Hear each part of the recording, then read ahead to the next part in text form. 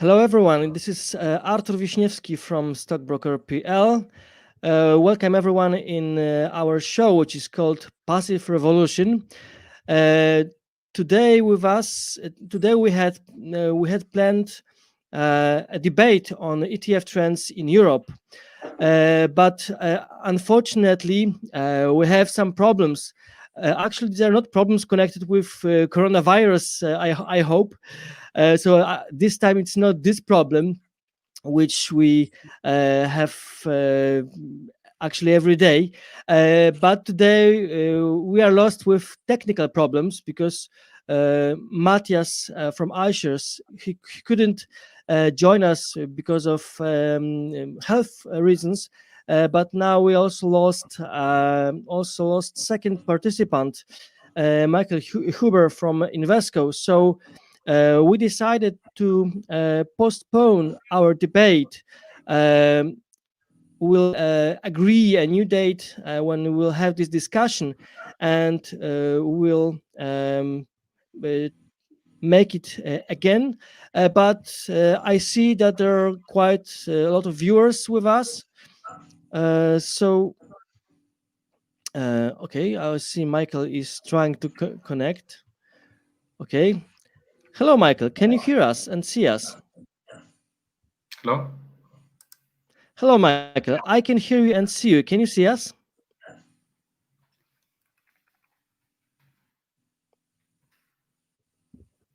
We are already live.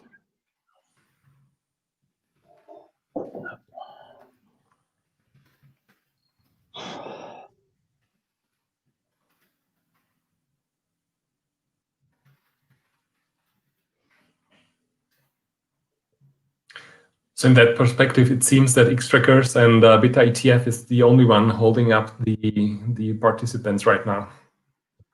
Yeah, but I'm sure Invesco and iShares ETFs work perfectly, even though the connection is lost. So those that invested, okay. I think. So as you see, it was the we again tried to get over these difficulties, technical difficulties, but something goes wrong. So we'll arrange a new date of our debate, but we would like to answer the questions which you prepared for us.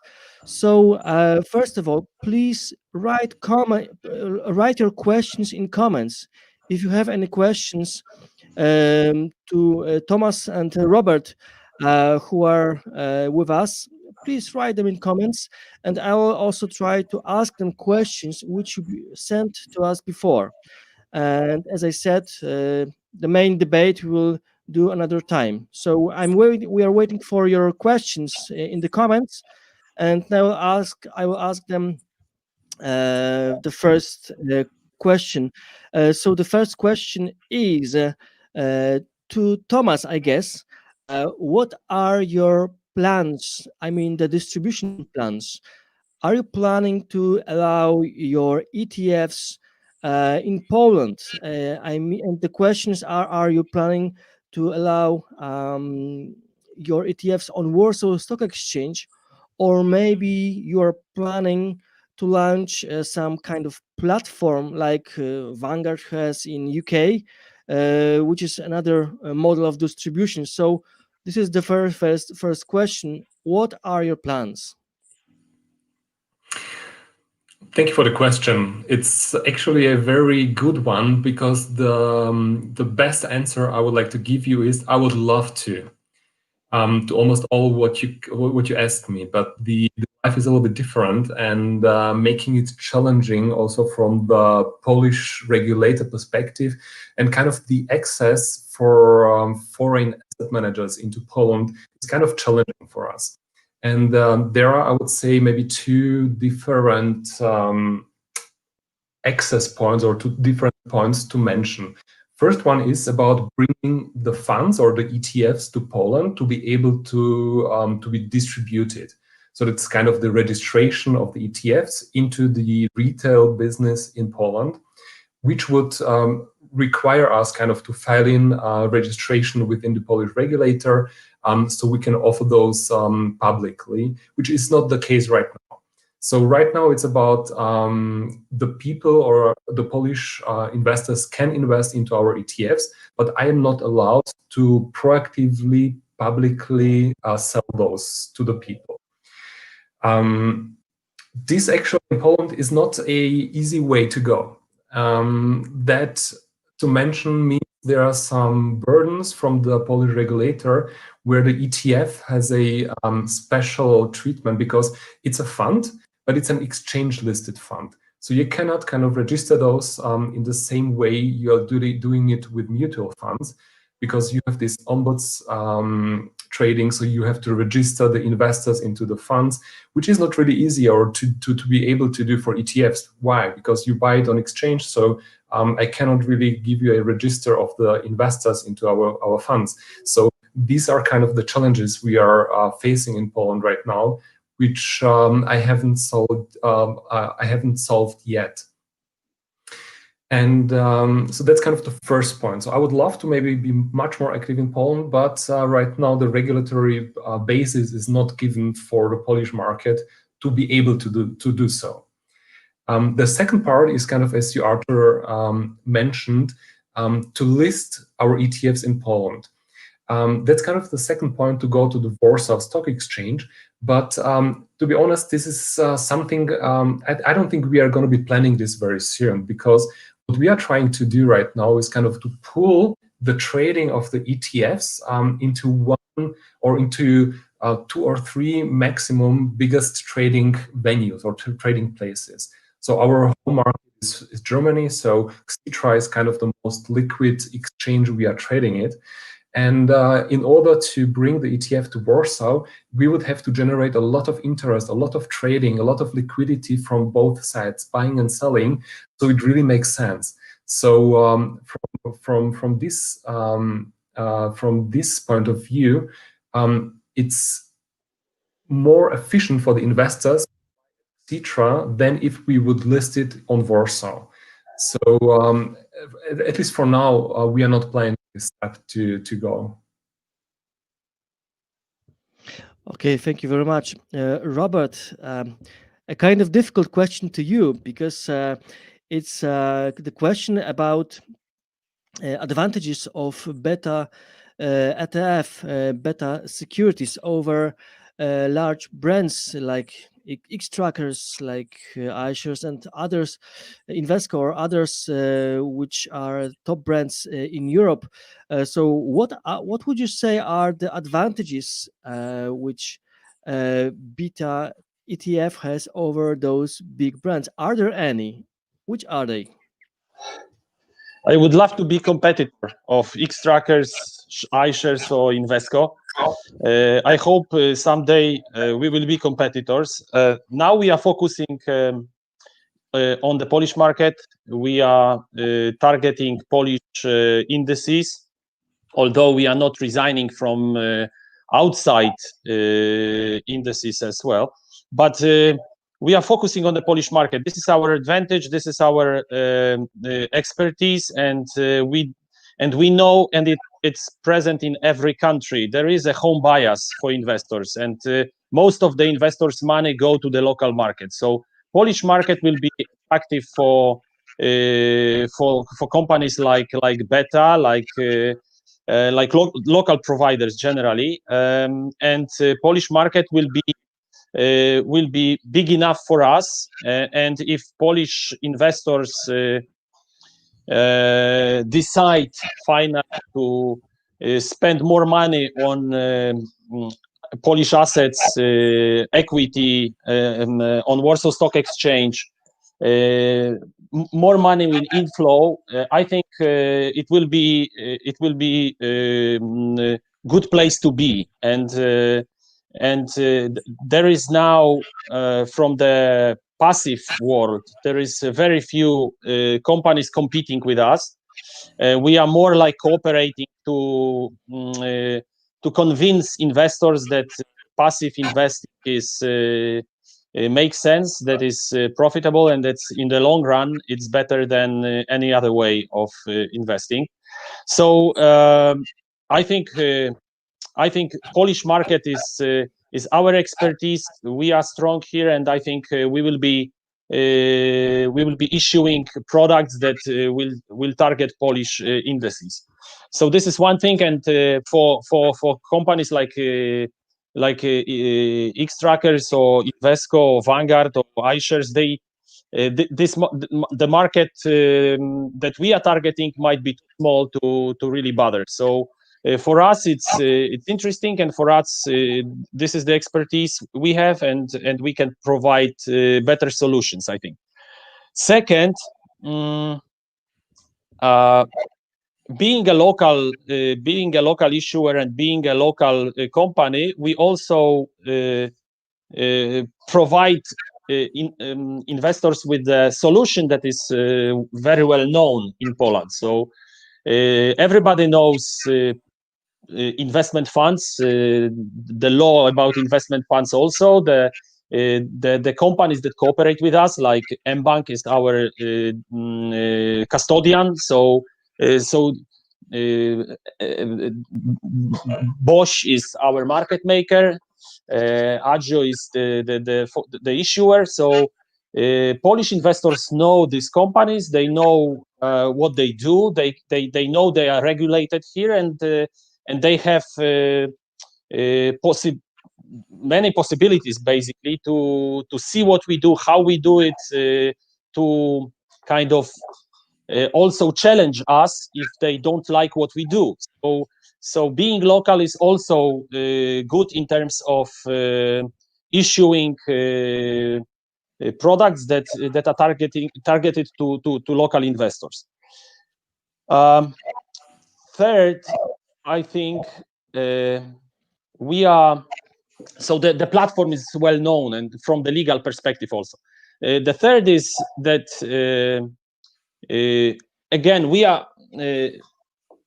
are issuing in Polish zloty, so we won't be, probably, that's at least at this stage, we probably won't be issuing products that are directly competing products of iShares, Xtrackers, or Vanguard, because it makes little sense.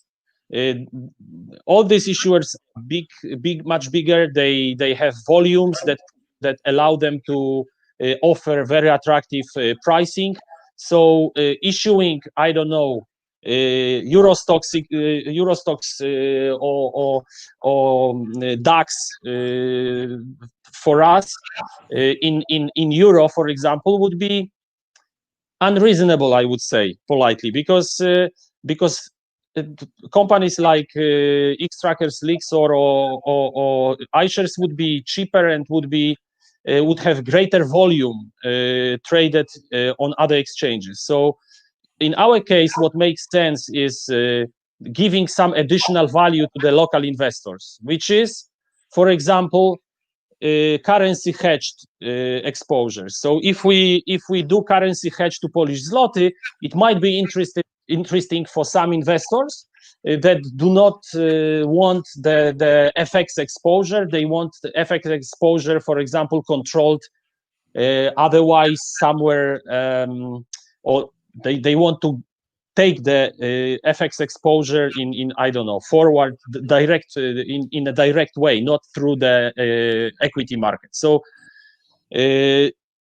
being again a local issuer, we would like to focus on the needs of the local investors. So our products will be more tailor-made for the local investors. They won't be attractive probably for global investors, because they will be mostly Polish zloty denominated and Polish zloty oriented. So I think we will be targeting the niche that is interesting for us and not necessarily interesting for other bigger competitors.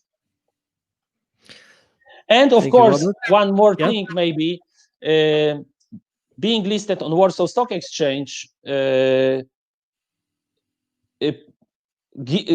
being focused on Polish investors, the price or brokerage fee, for example, is also interesting for Polish investors, which is a little bit cheaper to access the Polish market for Polish investors than to access the foreign market for Polish investors.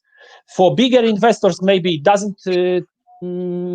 It's not that important, but for retail investors, really smaller ones, it might be crucial difference in terms of costs and in terms of minimal fee. For example, what might be €2 minimal fee in Frankfurt, it might be 2 zloty in Poland, which is a big difference for Polish investors.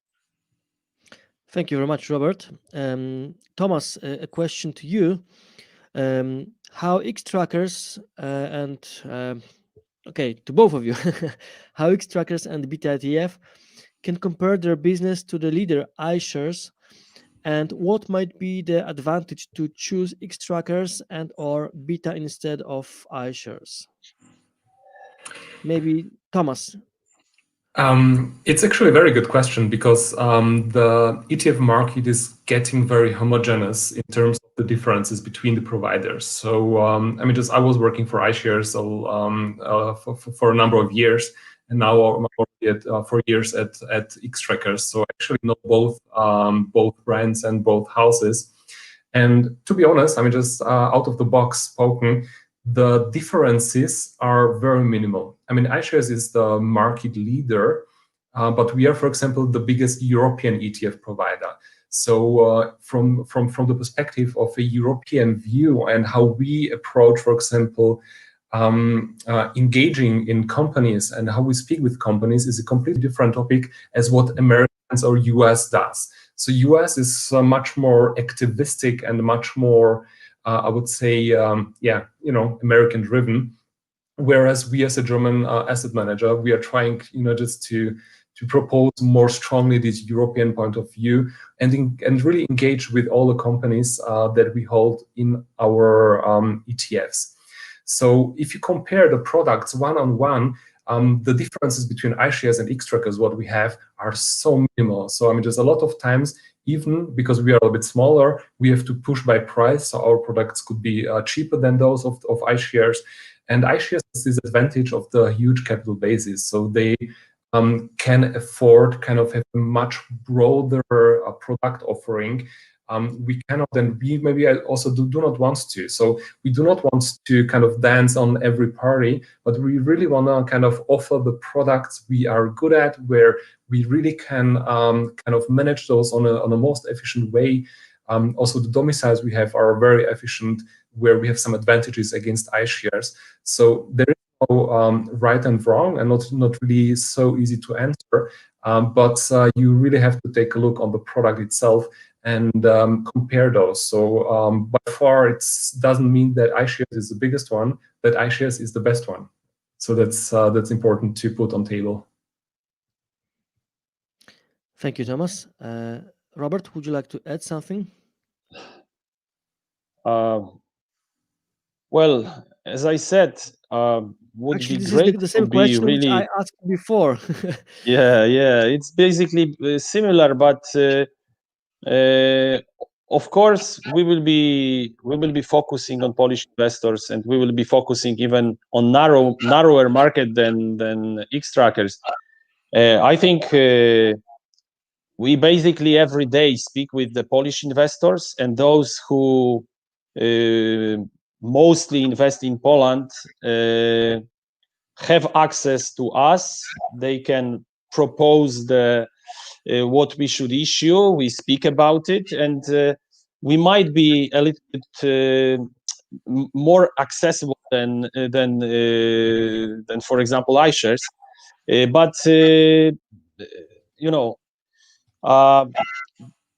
still Poland is on the very preliminary stage in terms of passive investments. ETF market is small. A little bit bigger is the passive funds market, but majority of these funds, or majority of assets gathered in the passive funds, are in fact active funds that were switched to passive strategy, and they stayed with the assets that they gathered as active funds. So really, the ones that are building the passive assets, passive culture from zero is us and PZU in PZU.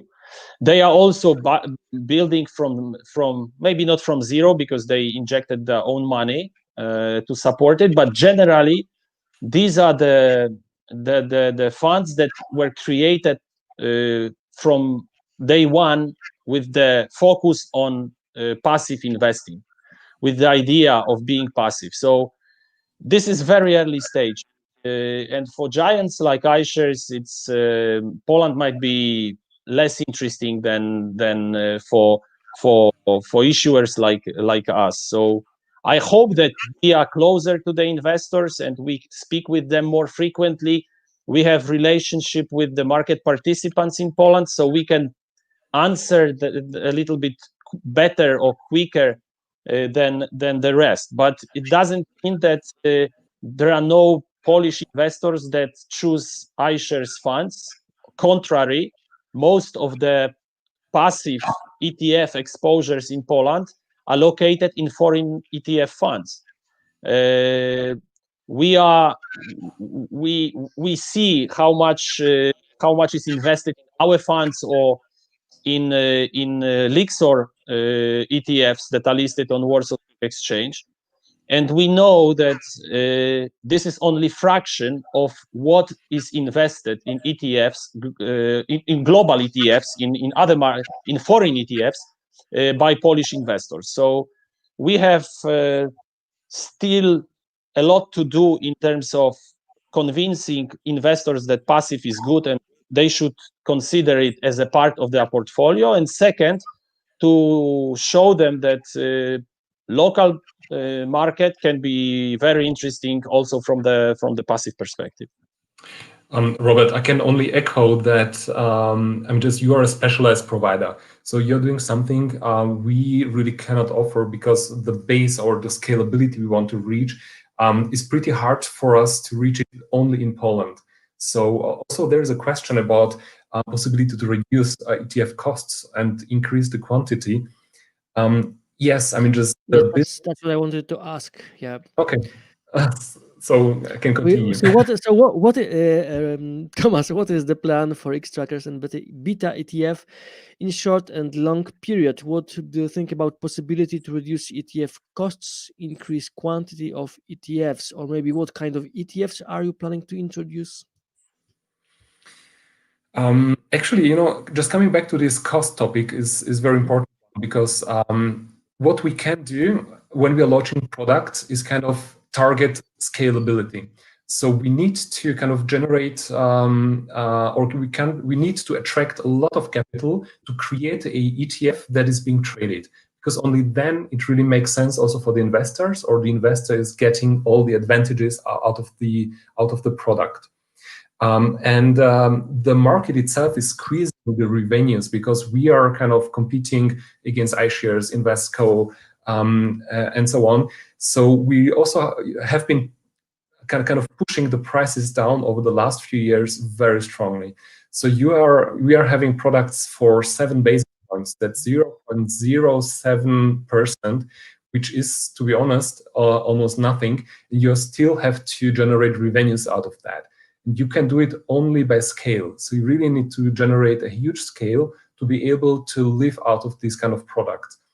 And that's kind of also the challenge we have in Poland, where we need to kind of launch products that are cheap but scalable. And that's kind of the advantage for the Polish providers to do this, as they do not have this much pressure as we do. So what we are doing right now is launching a lot of products, actually, but specialized products. So mainly, for example, ESG is a huge topic. We have been launching a lot of new ETFs because these kind of new, I would say, enhanced strategies where you are kind of generating a new approach in weighting the index based on criteria on ESG, on carbon reduction, has been driving our, I would say, innovation and launch pipeline. So here we have been bringing a lot of products and also gathered really nice assets over the last, I would say, 1.5 years. So this topic is developing right now and really gathering a lot of assets and interest out of the market. So yes, we are launching a lot of new stuff, but always we need to generate kind of enough liquidity, enough interest, and enough AUMs of the funds to kind of generate this value added for the clients. Robert, how about your plans? Well, as I said, we are focusing on the Polish market, which doesn't mean that we are not looking at other markets. Very soon we will launch, because we are at the very final stage with the regulator to approve to our prospectuses for 2 new funds. These will be American indices, of course, hedged to Polish zloty. As I said, this is something that we want to do generally. So 2 American indices, but hedged to Polish zloty, and this will, the IPO probably approval will be this month or beginning of December, but IPO probably again beginning of 2021, somewhere in January, because the registration of the funds and everything, it takes a few weeks anyway. So beginning of next year we will have 2 new products. We already have in KNF we have 1 more Polish index that will be, I hope, very interesting for the investors. So we have 1 more in the pipeline, and it's already under the review of the regulator, and we are working on 2 more funds at least. I mean, it's generally we would love to issue more funds more frequently, but even though the path of approval seems to be pretty well known, it still takes several months to few months, from, I don't know, 8 to 12 months to approve new product, which is pretty long. We should be able to do it within 2-3 months. The time to market should be 2-3 months, not 10 months or 12 months. So we still have a lot big room for improvement. But again, every fund bears some costs. Polish market is small generally. It's not only small in passive, it's also small in terms of active funds. Of course, if the fund charges 2% or 3%, then having 200 million in the fund gives you pretty nice income. For us, if we charge below 1%, we charge 0.4%, for example, for WIG20, then you have to have substantial assets to be able to cover the costs of issuing the new fund. So for us, it's the same way, except we charge a little bit bigger fees, but also we have much smaller assets, and the market itself is much smaller. That's why it's difficult for bigger issuers to get in, because they cannot count on billions of dollars, because there is no such money, at least at the moment, in passive funds and in ETFs generally, even less. So the cost perspective is very important. That if the assets grow to hundreds of millions or billions of dollars, then we will have similar pricing as on other markets, because this is directly the derivative of the asset. We can live from the fees at the level of several basis points or 20 basis points, then there is no reason to charge more, because competition will be there. Competition is already, looking at what's happening, but generally the price factor is very important for passive funds, generally for ETFs especially. So this is important factor, and it goes with the growing assets. So if the assets are bigger, the prices will be similar to foreign markets. And what about bonds? Are you considering any ETF on bonds? Yes, we are analyzing the idea of issuing bond ETF. Again, unlike other markets, in Poland, the fund that is ETF, basically the form of the ETFs are investment funds, but closed-end investment funds. Normally, you look at the European issuers, you have UCITS funds, open-ended funds that are ETFs.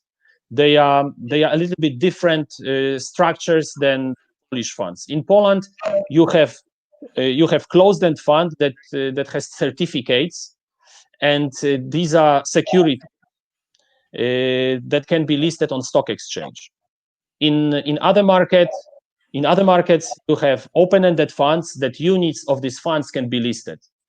This might seem like a small difference, but in practice, it is pretty important difference also in terms of costs of issuing. We have to every year we have to renew the prospectus. Most of the ETFs listed in Europe, you prepare the information materials and you update it with time as the market changes and the assets changes and the financial statements of the fund changes. In our case, we have to do the whole approval process every year. And this is also challenging in terms of time, in terms of cost. But saying that, we still treat this period, the first years of ETFs in Poland, we treat as a investment period. So we invest also. So we want to issue at least 2-3 funds a year to provide investors with a wider range of choices, and that's why we started, of course, with Polish indices, but we then went to foreign ones, and now we are switching to other asset classes. Bonds definitely are on the radar. We are now thinking about Polish bonds, but this is the only ones that can be taken into account are treasury bonds, because there is no active corporate bond market in Poland, so you cannot basically do the corporate bond index. But again, we can borrow indices from other markets. There is European market, there is US market, there is iBox that you can use as a benchmark that basically taking into account how markets are coherent and how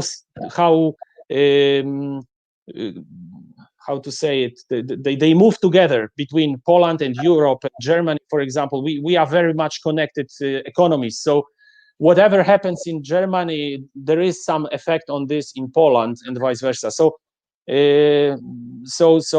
borrowing the from Germany or from generally from European market or from US, it's also effective tool to have exposure to corporate bonds. So we are thinking about this kind of issuings, but again, Polish zloty denominated, Polish zloty hedged, because this is where we can see the difference between us and other providers. Xtrackers or iShares or Vanguard can give you several funds with bond exposure. We hope to provide Polish investors with Polish zloty denominated. This way give capital protection also against currency moves. Thomas, in the end, I will ask you again about distribution of Xtrackers ETFs. Actually, this is a similar subject because I asked you about if are you planning to allow them to be listed on Warsaw Stock Exchange, and you said it's not that easy and it doesn't make too much sense to go in this direction. And again, the question about this platform, I guess this is a question about similar platform where, for example, Vanguard has in the United Kingdom. Is there any sense in setting up such platform in Poland for Polish investors, or from your point of view, the best way is the best way to access your ETFs is by Polish or foreign brokerage houses? This is a very good question. To be honest, we are thinking of in almost every country in Europe right now, because what Vanguard did in UK is launching a index fund platform. So they are working with some distribution networks that are selling purely these index funds. So it doesn't really have to do anything with the ETF, because also Vanguard is huge in the US on the ETF side, but not yet in Europe. I mean, in Europe, they are still struggling kind of to find their place. So they are really big, however, in these index funds in the UK.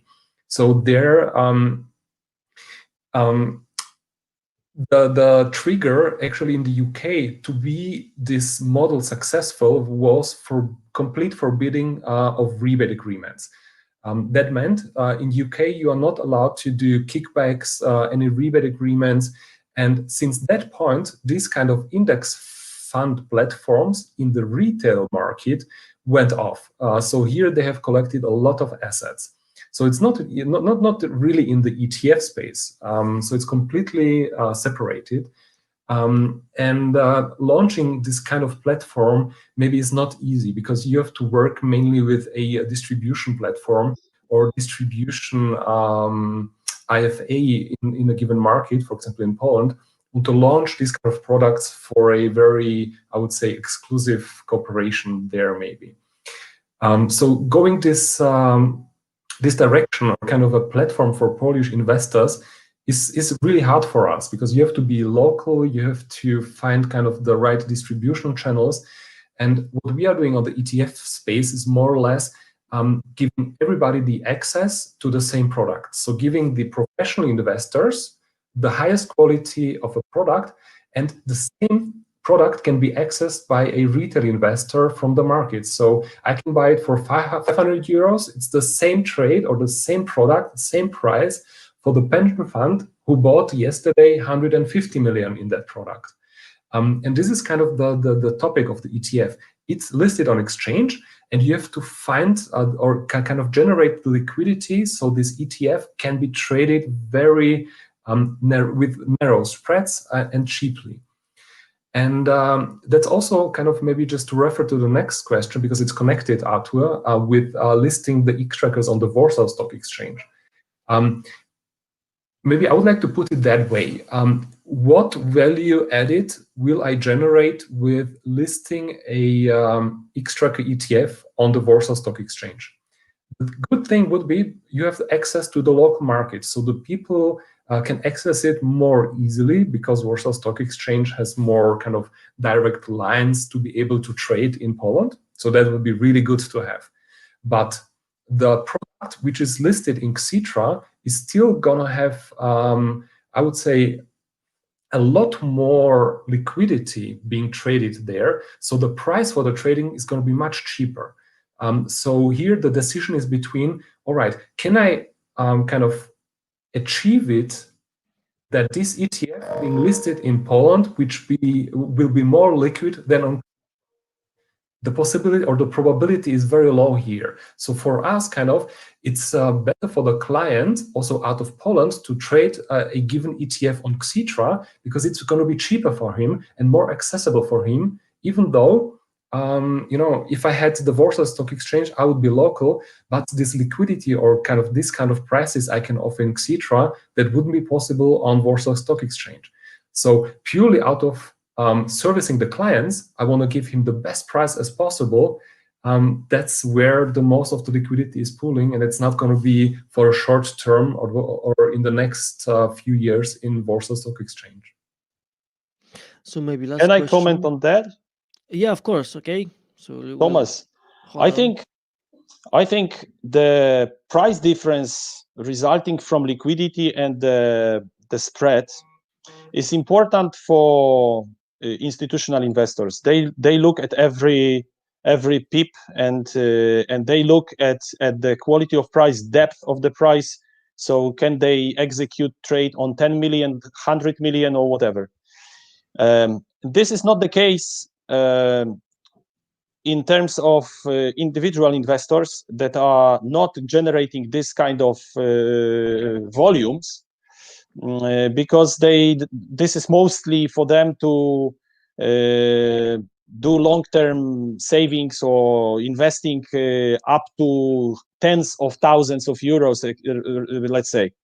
For them, the benefit of accessing this through the local broker and through the local exchange with local prices and local costs of accounts and everything might be bigger than the spread difference that is few pips, basically. So I think getting into Poland is mostly for individual investors, because institutional investors, I don't think that they care too much if the product is listed in Poland or elsewhere. Volumes are in the institutional investors. They are not in individual investors. Individual investors in Poland still generate pretty small, especially to the standards that you used to. So getting into Poland makes sense if you think about accessing individual investors that save in the long run every month, every year, through the next, 10 or 20 or 30 years. So I would say that not to you, but to the person that asked that, if Polish investors start to invest in the long term and they start to save money for retirement or any other purpose, but they start using the Warsaw Stock Exchange, not really the active funds, not really bank deposits or something. They start using the exchange as a mean to get the return, to get the capital protection and to save money for retirement or any other purpose, then issuers will come to address the individual investors in Poland. Because for now, we see that if we have institutional investors, they come from abroad, mostly. We have few that come from Poland, but generally, the institutional investors that are interested in our products come from abroad. What we see is that individual investors appreciate our products and they appreciate being listed in Warsaw, but not at the level that would make this profitable for the big issuers like Xtrackers, iShares, or somebody else. The same answer came from iShares, that they do not see the volumes that would cover the costs of being present in Poland on Warsaw Stock Exchange.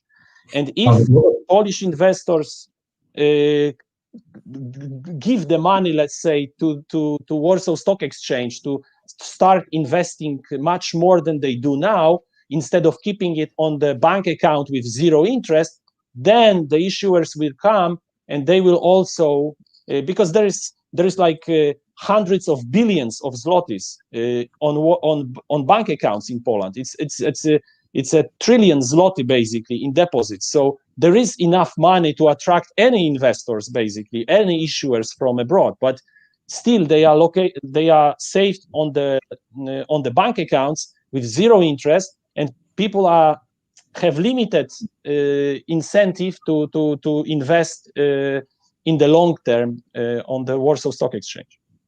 Robert, maybe 2 points to your topics, because I fully agree with you on this retail topic, where we have a completely different picture, US versus Europe. Because in Europe, most of the investors, 80%, are institutional, but in US it's completely vice versa. 80% is retail, because in US they have much more evolved saving culture for their pensions. So almost everybody has an ETF as a saving plan in the US, not in Europe. And we are getting there, to be honest. So over the last 5 years, the trend in development on ETF saving plans, mainly in Germany, Austria is still kind of lagging a lot. Poland also, so we are not there yet. But the big vision for Europe is really that all these saving plans on retail accounts will pick up in the ETF space. And this is already happening. And maybe just to add 1 point to your topic regarding the Warsaw Stock Exchange, there is this kind of misconception of the value added through being listed in Warsaw Stock Exchange. Because yes, the people also in Poland can trade over the local brokers. So they have this local access. And they don't really care where this broker is executing their order. So the broker has a best execution policy. So he always has to take the best price as possible in the market. Otherwise, you would get really problems with the regulator. And hence, if I have kind of two venues, one, for example, Warsaw Stock Exchange and one Xtra, this broker always would be obliged to trade on Xtra because the prices are lower there. So this is kind of the misconception. Yes, the access over the local broker is important for the Polish investors, but the execution price, where it happens, it's really without emotions, to be honest, and should be so. So maybe the last question. Question to both guests. Are you investing your own private money in your ETFs, or you are using ETFs owned by your competition? As far as we can ask about that, because it's your private money. So the question is if we can ask about that. Yeah, sure, absolutely. It's a very, very valid question, and I will be very open also in this. The ETF as a investment vehicle or saving plan tool is unbeatable. Why? Because of the low costs. And over a long term of period, if you can reduce the cost basis, it has a huge effect of the total return of your savings plan. So also what I did for my children is really a long-term equity savings plan based on some of our ETFs. Pretty straightforward, nothing fancy, global equities, which really makes sense when you have a long time. Okay, so for my kids, they still have 20-25 years for kind of accumulating these assets, and when they go on university, I think they are going to be happy to have a basis they can build up on. In the past, I was using some iShares because back then it was kind of the first access. But right now I'm kind of mixing it up pretty nicely, and I think right now the Xtrackers are the stronger part of the portfolio. Thank you, Thomas. Robert? I'm not using other providers' ETFs, but there is nothing wrong with that. I mean, I think it's not that you perceive your products as superior, whatever. I think every provider has some kind of focus or expertise in some market, or they can address the need that you have. So there is nothing wrong with I think using other providers' products, as long as these are passive products, in my opinion. because well, mathematics is pretty obvious. 80% of active managers don't beat the benchmark. I would love to have those 20% that beat the benchmark and be there, invest there, but to know with 10 years ahead period who will be in this 20% is a pretty complicated issue. So I would rather be on the side of passive products that with 80% probability will beat the market, or will be the market, not beat, but be the market. So will bring me the market return. Then to be in this 80% of active that didn't that underperformed. So I think mathematics is pretty simple. Choose whatever provider you like. There are some that have products that really are appealing to you. If you are looking at the Polish market, you have basically beta and one product of Lixor, but if you are choosing foreign markets, you have plenty of choice, and I think it doesn't really matter if you work for beta, Xtrackers, iShares, or whatever. Just choose the portfolio of passive products that suits you and is suitable for your, let's say, investment policy, or the idea of investing that you have. So Robert, you're fully invested in beta ETFs, right? You can say that. You can say that, yes. Gentlemen, thank you very much for the participation. For your participation. We're planning to have a debate on ETF trends, but the life made us to change our plans, and today we finally had a ETF market Q&A session with Tomas Packa from Xtrackers and Robert Sochacki from Beta ETF. Thank you very much, and we'll try to get a new date for our debate, and hope we'll finally succeed in organizing it. So I hope to see you next time soon. Thank you very much.